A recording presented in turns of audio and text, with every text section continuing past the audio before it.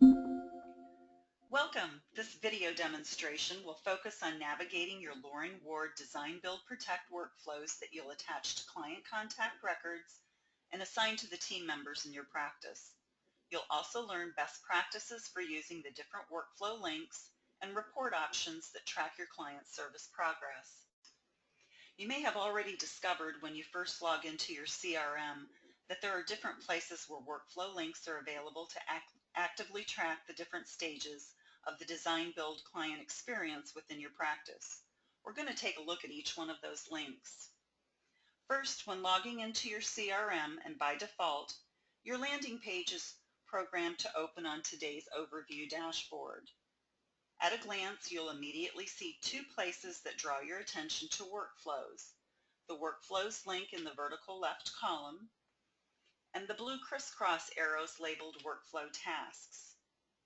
By clicking on the arrows link, this will direct you to your personal workflow tasks. This is a perfect place and tool from which you can keep track of the tasks you're personally responsible for completing.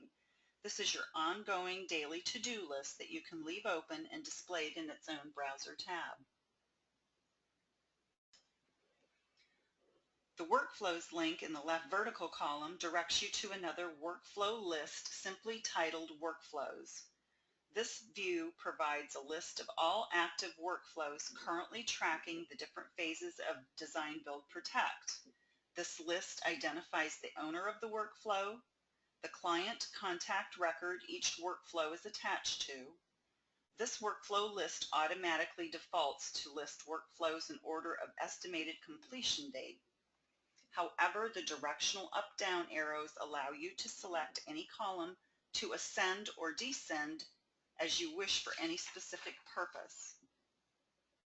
Another workflows tracking option can be found within the Reports link, located in the left vertical column.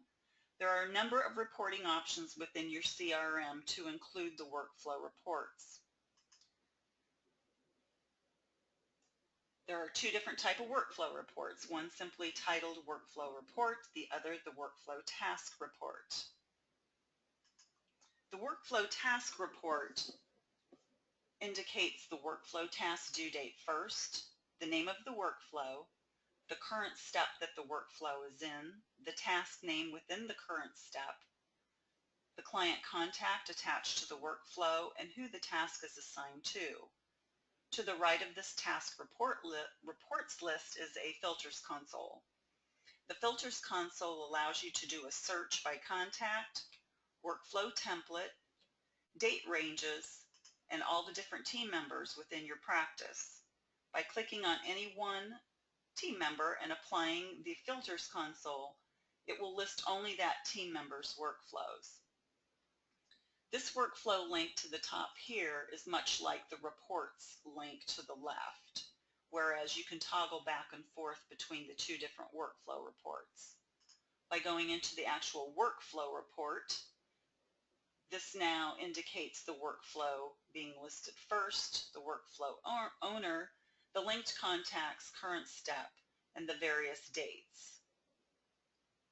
Again, a filters console is located to the right where you can filter out searches and select just specific individuals in your team if you want to look and see what workflow tasks that they have due. Each one of these workflow tasks also can appear on the calendar. And while it may initially seem convenient that you can see the workflow tasks on the calendar, this option does not show what contact that the task is for on the calendar.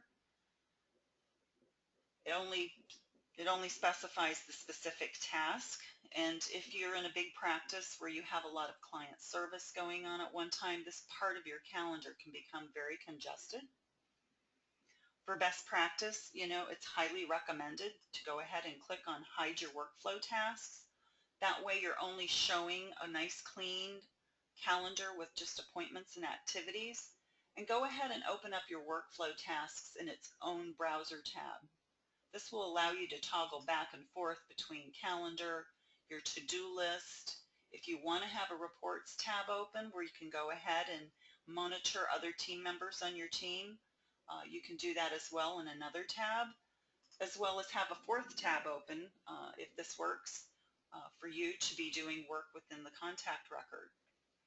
Since we're in the contact record, you're also going to see an active workflows link here at the top of the landing page, as well as the open workflow task that's about halfway down the landing page of the client contact record.